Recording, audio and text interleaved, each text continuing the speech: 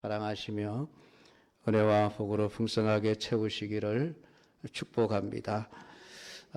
오늘 말씀을 통해서 여러분이 더 분명한 믿음의 사람으로 세워질 수 있기를 축복합니다. 이 가나 혼인잔치에서 물로 포도주를 만드신 사건에 대한 내용은 아마 여러분 대부분이 여러 번 들어서 잘 알고 계실 것입니다.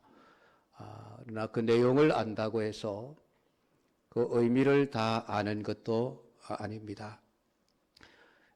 하나님께서 왜 이 가나 혼인잔치에서 기적을 행하셨을까 하는 이유와 목적을 알지 못하면은 우리는 겉으로 드러나는 기적 그 자체에만 관심을 가지게 될 것이고, 우리가 성경을 통해서 바라는 바는 우리 집에도 물이 포도주로 바뀌어지는 그 기적의 역사가 일어났으면 좋겠다. 아마 그런 바람과 소원을 가지는 것으로 끝나게 될 것입니다. 그러나 오늘 하나님께서 이 가나 혼인잔치에 물로 포도주를 만드시는 기적을 행하신 분명한 목적이 있습니다. 그것은 우리가 기적의 문제가 아니라 예수님을 믿는 것, 예수님을 믿어야 한다. 예수님을 어떤 분으로 믿어야 할 것인가에 대한 것을 말씀하기 위해서 이 성경이 기록이 되었습니다. 마태는 이 기적의 사건을 예수님이 세례 요한에게 세례를 받으시고 5명의 제자들을 부르시고 난 직후에 기록을 해 놓고 있습니다. 그래서 2장 마지막을 보면은 빌립이 나다나엘, 친구 나다나엘을 찾아가서 예수님을 만났다고 예수님에게 데리고 와서 그 예수님과 나다나엘이 만나 나다나엘이 예수님의 제자가 되는 사건이 기록이 되어져 있습니다. 그리고 난 이후에 사흘째 되던 날이라고 기록을 해놓고 있습니다. 그러니까 단순히 우리가 이 성경을 읽으면서 사건이 이렇게 흘러갔구나 라고 하는 것으로 생각해 버리면 간단하지만은 하나님께서 이 성경을 기록하실 때에 어떤 의도를 가지고 기록했다고 한다면은 우리는 그 의도를 알아야만 성경의 참맛을 알게 될 것이고, 그 의도를 알아야만 우리가 성경이 우리에게 주고자 하는 진정한 복을 누리게 되어질 것입니다. 그래서 마태는 이 갈릴리 가나 혼인잔치의 기적을 행하신 이유와 목적을 분명하게 기록해 놓고 있습니다. 그것이 11절 말씀입니다. 예수께서 이 첫 표적을 갈릴리 가나에서 행하여 그의 영광을 나타내심에 제자들이 그를 믿으니라. 이것이 갈릴리 가나 혼인잔치에서 물로 포도주를 만드는 기적을 행하신 목적입니다. 기적을 행하기 위한 목적이 아니라 그 기적을 통해서 예수님이 만났던 그 5명의 제자들에게 예수님에 대한 분명한 믿음을 가지도록 하기 위해서 이 기적이 행해졌다라고 하는 것을 기록하고 있는 것입니다. 물론 그 혼인잔치 집 입장에서 보면 그 기적이 자신들의 그 엄청난 문제를 해결해 주시는 놀라운 사건이었지만은, 그러나 그 사건이 그냥 그것으로 끝나버리면은 아무런 의미가 없어지는 것입니다. 단 한 가지 인생의 문제를 해결하는 것으로 끝나버리게 되어진다는 말입니다.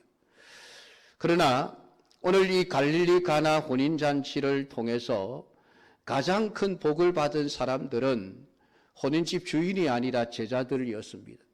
제자들이 예수님을 믿게 되는 복을 받은 것, 이것이 가장 큰 복이라는 것입니다.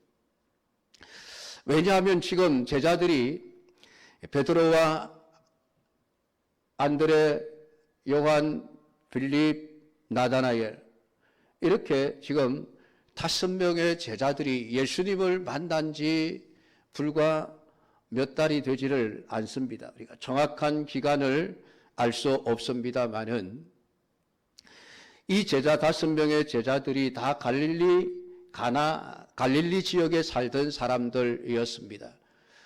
그런데 이 갈릴리 지역에 살던 사람들이 세례 요한이 등장해서 말씀을 전하면서 세례를 베푼다는 것을 알게 되고 그 세례 요한이 전하는 설교를 듣기 위해서 일을 제쳐두고 그 먼 남쪽 땅 유대 요단강 강변에 세례 요한이 복음을 전하고 세례를 주는 곳까지 찾아갔던 것입니다. 그래서 거기서 머물면서 세례 요한이 전하는 설교 메시지를 듣고 있는 중에 예수님이 그곳에 세례를 받으러 나타나셨습니다. 그 세례를 받으신 예수님을 보고 세례 요한이 이분이 하나님의 아들이시다라고 하는 것을 분명하게 선언하게 되어집니다. 그러니까 그때부터 베드로와 야고보, 요한, 빌립과 나다나엘 이 5명이 예수님을 따르면서 이제 제자의 삶을 시작하게 되어집니다. 물론 나다나엘은 가장 나중에 빌립의 전도를 받아서 예수님을 만나 제자가 되었습니다. 그 나다나엘이 예수님의 제자가 된 지 불과 사흘밖에 지나지 않은 그런 상태죠. 그 사흘 동안에 나다나엘이 예수님에 대해서 알면 얼마나 알겠습니까? 또 제자들 또한 예수님을 만난 지 얼마 되지를 않습니다. 그리고 그 기간 동안에 예수님이 특별하게 하신 일도 없고 말씀하신 것도 별로 성경엔 기록이 없습니다. 그러면서 지금 이 갈릴리 가나 혼인 잔치에 참여하게 되어진 것입니다. 그러니까 제자들은 지금 예수님을 따르지만은 예수님에 대한 분명한 믿음을 가지고 있지 못한 그러한 상태였습니다. 그러니까 하나님께서는 이런 제자들에게 예수님이 어떤 분이신지를 알게 하시고 믿게 하시기 위해서 이 가나 혼인잔치에 기적을 나타내셨다는 것입니다. 그것이 성경 전체의 목적이기도 합니다.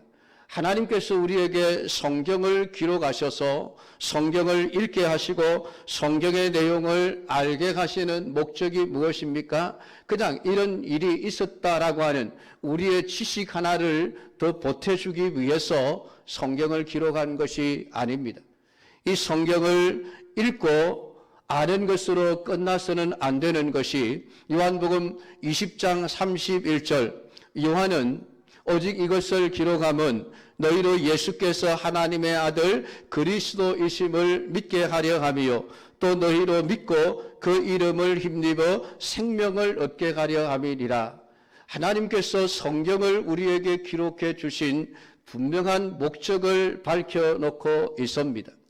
예수님을 알고 알 뿐만이 아니라 그분을 믿고 그분의 이름을 힘입어 우리가 영원한 생명을 얻게 가는 것, 그것이 성경을 기록한 목적입니다.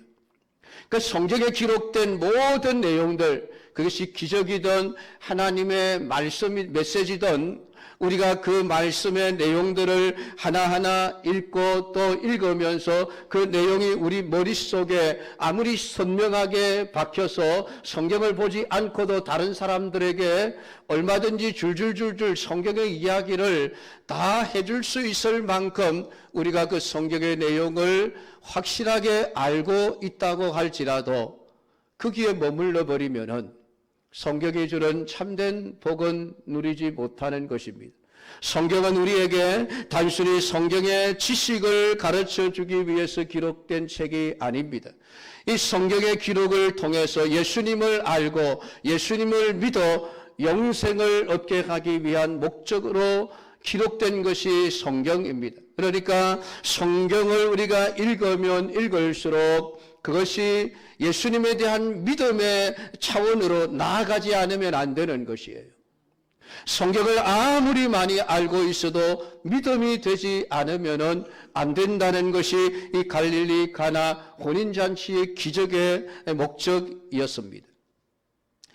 그러므로 오늘 이 갈릴리 가나 혼인잔치에 물로 포도주를 만드는 기적의 이야기를 여러분이 들으면서 와, 놀라운 기적이 나타났구나, 우리에게도 이런 기적이 나타났으면 좋겠다, 여러분 거기에만 여러분의 생각이 머물러 있으면은 여러분은 진정한 복을 얻지 못하는 것입니다.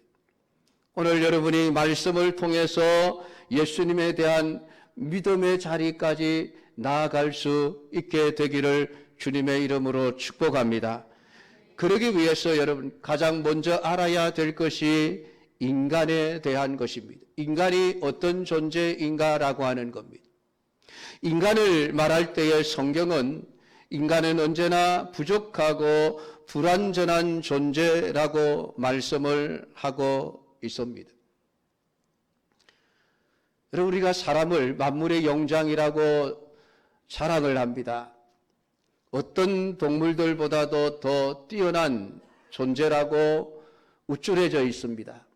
그러나 여러분, 우리의 지금 인간의 모습은 원래 하나님이 창조하신 인간의 모습에 비하면은 1000분의 1, 10,000분의 1도 안 되는 망가진 모습으로 우리가 살아가고 있다는 것, 그것을 아셔야만 합니다.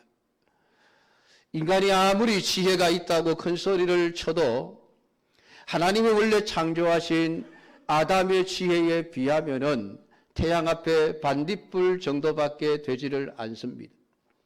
아담은 하나님이 모든 동물들의 이름을 지어라 하셨을 때에 그 동물들의 이름을 하나하나 다 지어내었습니다. 그만큼 기억력도 좋을 뿐만이 아니라 그 동물들을 보면서 그 동물들의 본질을 파악할 수 있는 놀라운 지혜를 가지고 있었던 것입니다. 그래야만 이름을 지을 수 있습니다. 여러분, 우리 아이 한 명 태어나면 아이 이름을 짓기 위해서 얼마나 여러분 고심을 합니까? 할아버지들 손주의 이름을 지으려고 얼마나 고민을 많이 합니까? 그런데 세상에 하나님이 창조하신 그 모든 동물들의 이름을 지어야 했다라고 할 때에 여러분 그 일이 그냥 대충대충 해서 될 일이겠습니까? 절대로 아니죠. 정말 놀라운 지혜가 아니면은 할 수 없는 일이 하나님이 창조하신 동물들의 이름을 짓는 일이었습니다. 근데 아담은 그것을 해내었습니다. 왜냐하면 하나님의 지혜를 받았기 때문입니다. 그러나 그 아담이 범죄함으로 망가지면서 지혜도 다 망가져 버렸습니다. 그 망가진 지혜가 지금 우리의 모습이에요. 우리의 지혜예요. 그러니까 사람의 지혜는 아무리 똑똑하다고 할지라도 불완전하고 부족할 수밖에 없습니다. 그걸 무엇을 보면 알 수가 있습니까? 우리 스스로를 보면 알 수가 있습니다. 여러분, 사람이 한평생을 살아가다 보면은 우리가 생각지도 못했던 낭패스러운 일을 만나게 된다는 사실을 아무도 부인하지 못할 것입니다. 해마다 연초가 되면 우리는 1년의 계획을 세웁니다. 올해 이런 일들을 해야 되겠다. 그러나 1년을 마치고 1년을 되돌아보면 우리의 계획 속에 없었던 일들이 너무나도 많이 발생했다는 것을 보게 되어집니다. 물론 그 일들이 좋은 일이라면 괜찮지만은 좋지 못한 일들이었을 때에 우리는 아파하고 슬퍼하고 눈물을 흘리며 고통을 당할 수밖에 없는 것입니다. 그래서 사람들은 할 수만 있으면은 완벽한 인생의 계획을 세워서 사전에 실패할 요소들을 예상하고 변수들을 하나하나 계산하여 반드시 성공하고자 합니다. 그러나 언제나 인간의 계획은 실패로 끝나게 되어집니다. 왜냐하면 인간 지혜 자체가 불완전하기 때문입니다. 그래서 우리는 끊임없이 시행착오를 겪게 되어지고 실패를 경험하게 되어지면서 그 실패의 원인들을 하나하나 찾아 나가서 성공적에 한 걸음씩 다가가지만은 우리는 늘 또 다른 실패를 경험하게 되어집니다. 그것이 우리 인간입니다. 오늘 본문에 나타나는 혼인잔치의 그 주인, 그 혼인잔치를 위해서 얼마나 완벽하게 준비를 했겠습니까? 딸인지 아들인지 알 수는 없지만은 그 혼인잔치를 하면서 그 혼인잔치에 올 하객들을 누구를 초대해야 되고 얼마만큼의 손님들이 올 것이라 그것을 계산해서 그것보다 훨씬 여유 있게 음식을 준비했을 것입니다. 이 혼인을 책임지고 있는 연회장 또한 완벽하게 혼인잔치를 치를 수 있도록 계획을 세우고 계산을 하고 그래서 모든 먹을거리들을 준비하고 포도주를 준비해 놓았을 것입니다.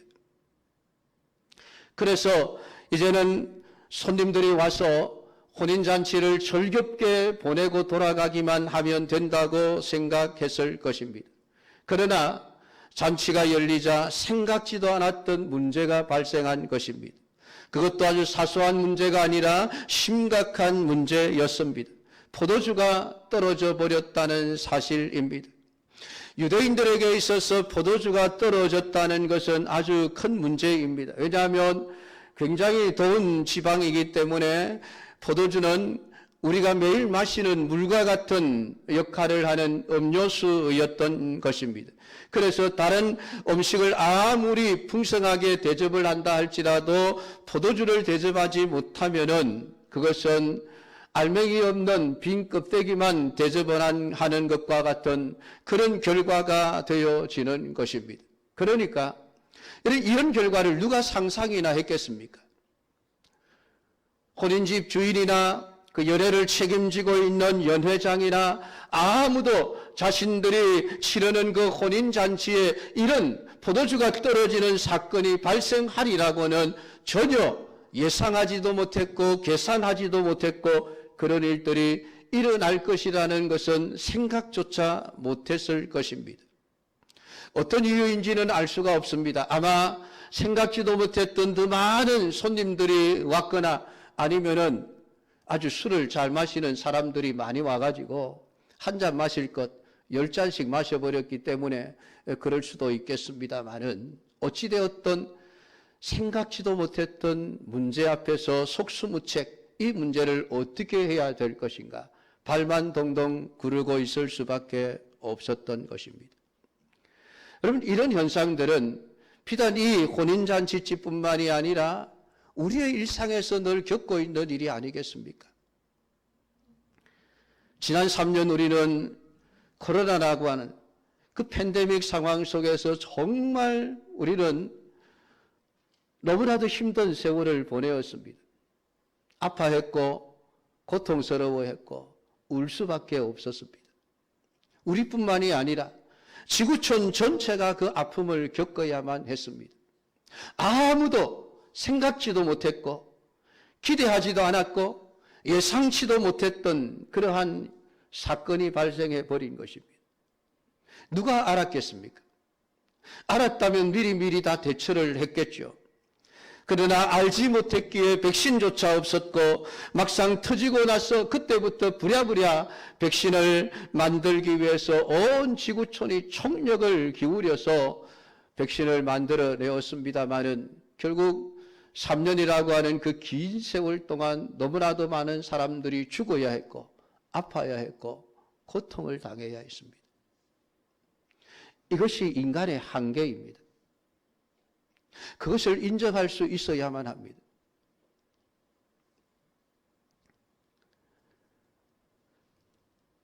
아마 앞으로도 우리가 인생을 살아감에 있어서 이런 예상치 못한 엄청난 아픔과 고통과 눈물들이 오늘 우리의 앞길에 닥쳐오게 될 것입니다.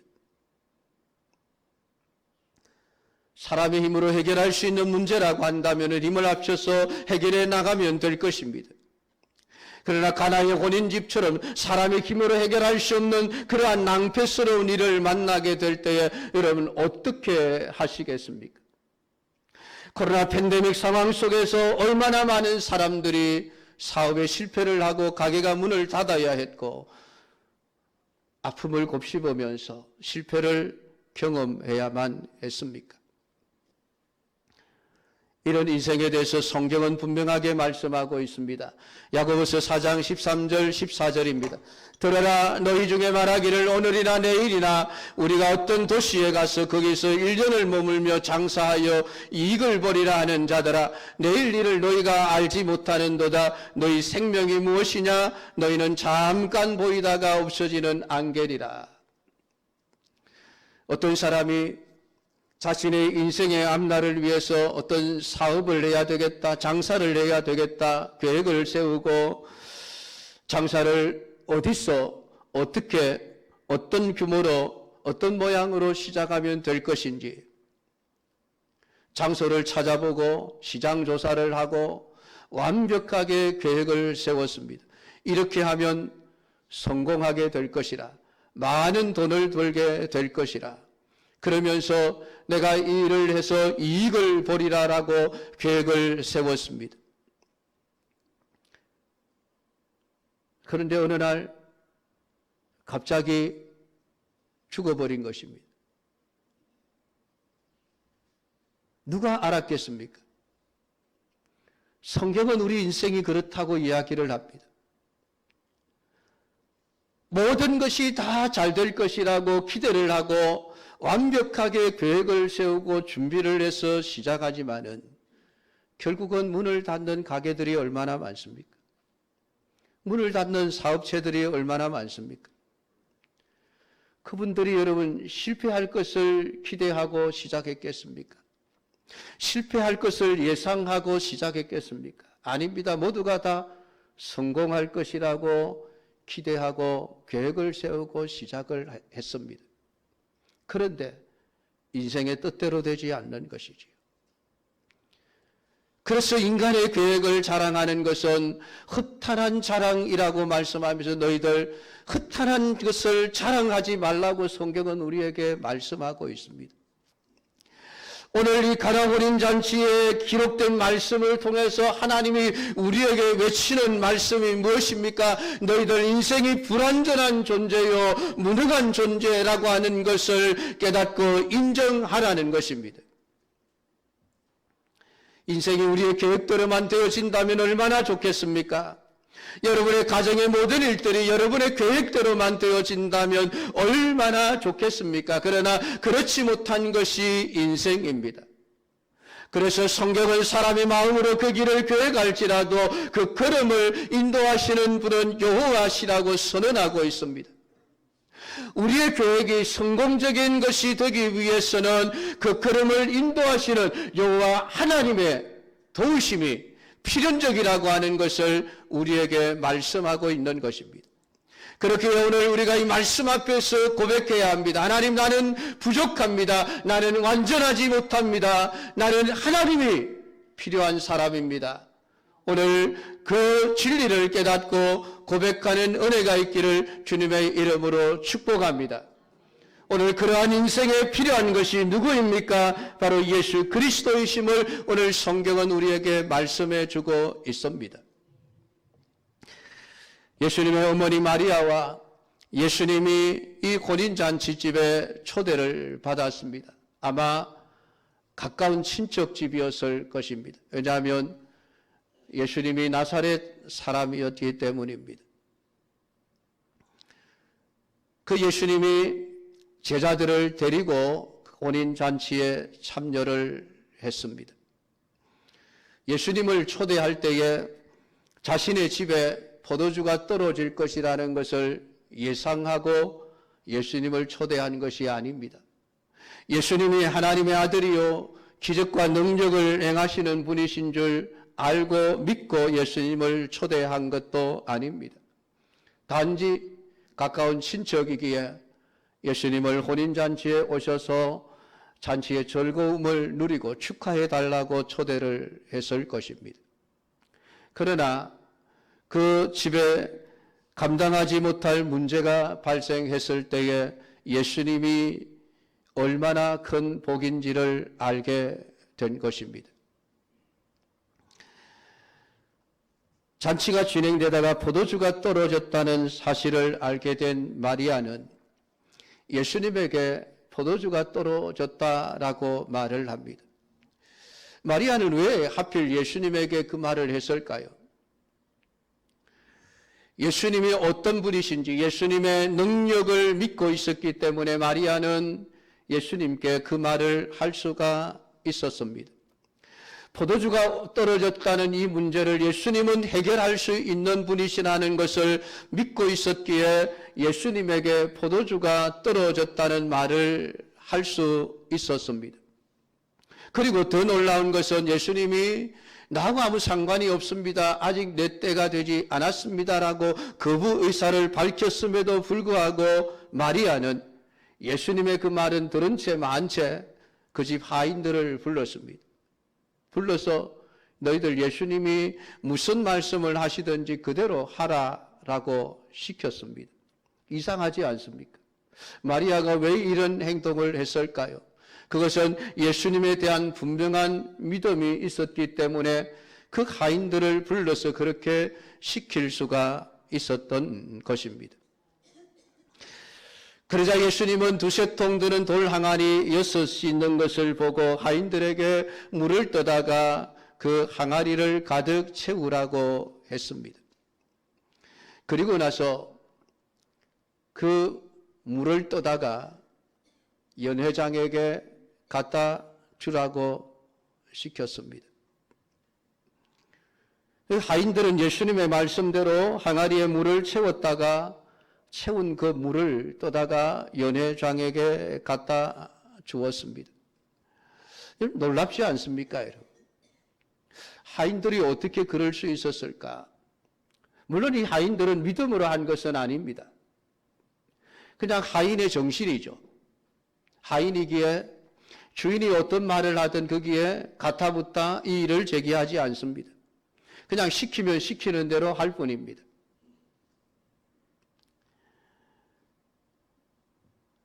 아마 마리아가 그 집 주인의 친척이라는 것을 이 하인들은 잘 알고 있었을 것입니다.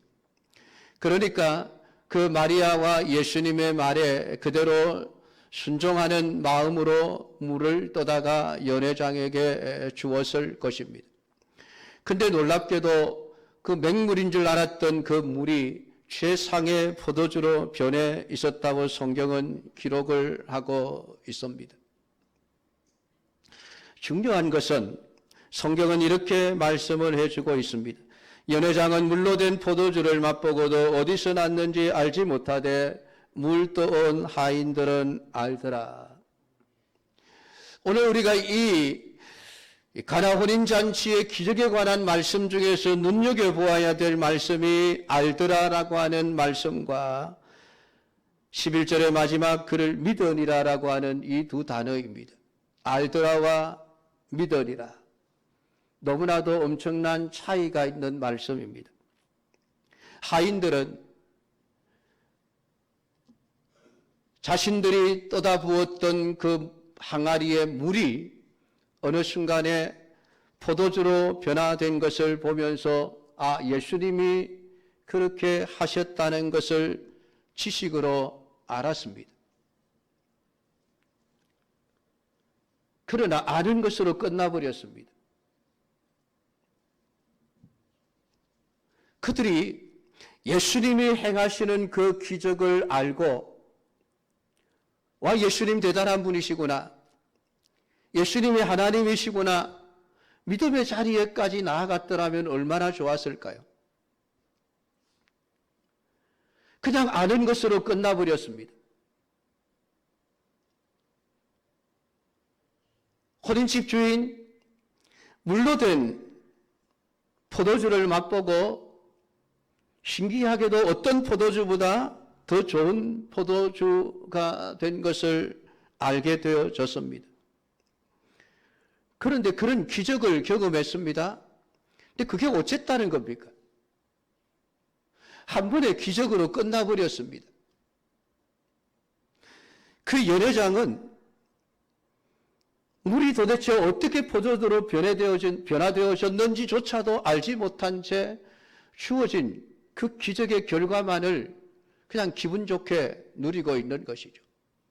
아마 좋은 술을 마시고 연회에 참석했던 모든 사람들이 한 잔, 두 잔, 와, 이렇게 좋은 포도주가 있었네, 정말 맛있네 그러면서 마시다가 전부 취해 골아 떨어졌을지도 모르겠습니다. 근데 그게 어쨌다는 겁니까? 기분 좋게 술 한 번 취해서 그냥 하루 지나가 버렸습니다. 끝입니다, 여러분. 그 기적을 체험한 게 무슨 의미가 있습니까? 하인들, 예수님이 그렇게 하셨다는 것, 지식으로 아는 것, 무슨 의미가 있습니까? 아무런 의미가 없습니다.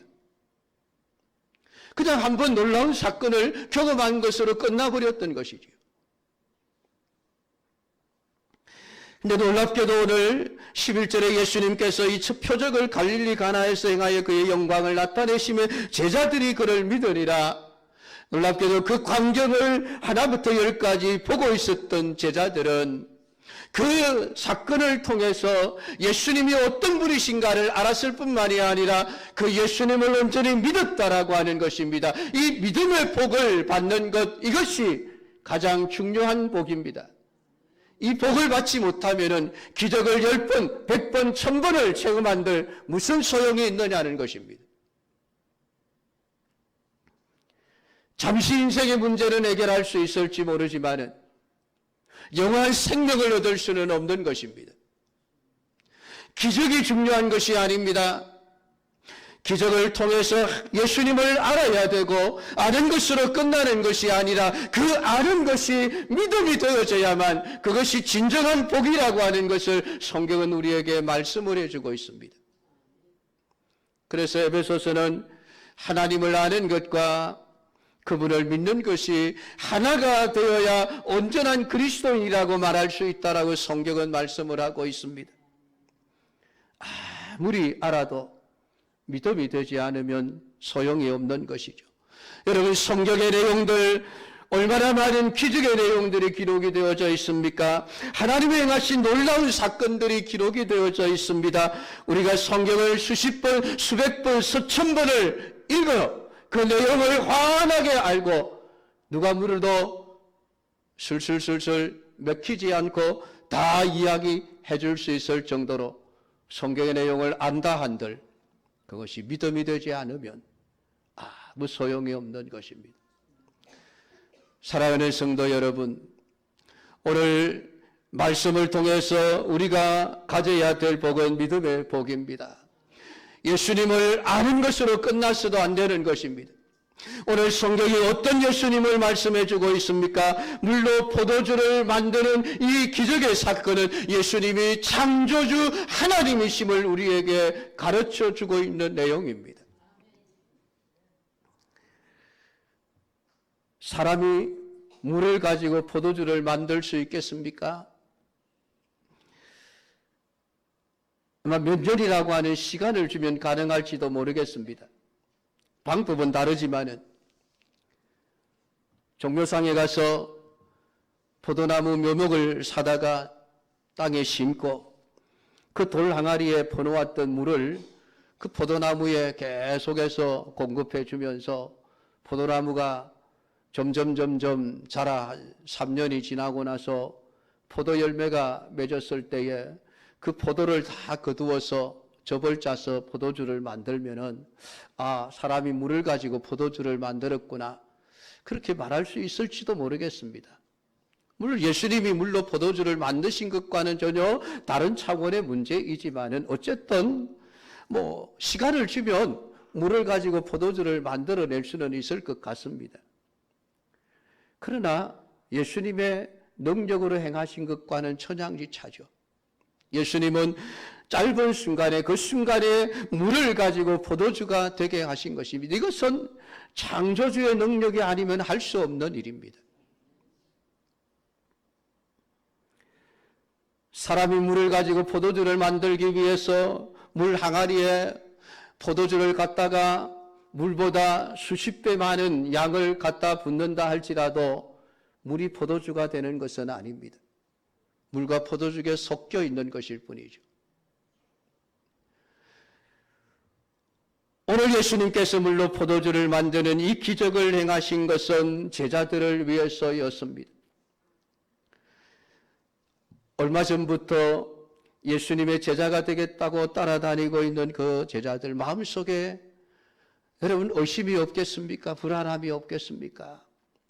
예수님을 막상 따르기는 했는데 집도 버리고 직업도 버리고 부모들도 다 그냥 집에 두고 그냥 예수님만 따르겠다고 지금 쫓아왔는데 과연 예수님이 어떤 분인가?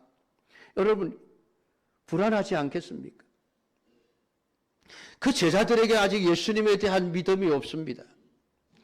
그래서 오늘 예수님은 혼인잔치집의 문제를 해결하기 주기 위한 목적이 아니라 오늘 자신을 따르던 그 5명의 제자들에게 예수님이 어떤 분이신지를 분명하게 보여주고 믿게 함으로 믿는 자가 되게 하기 위한 목적을 가지고 오늘 이 기적을 행하셨음을 오늘 성경은 분명하게 말씀을 해주고 있습니다.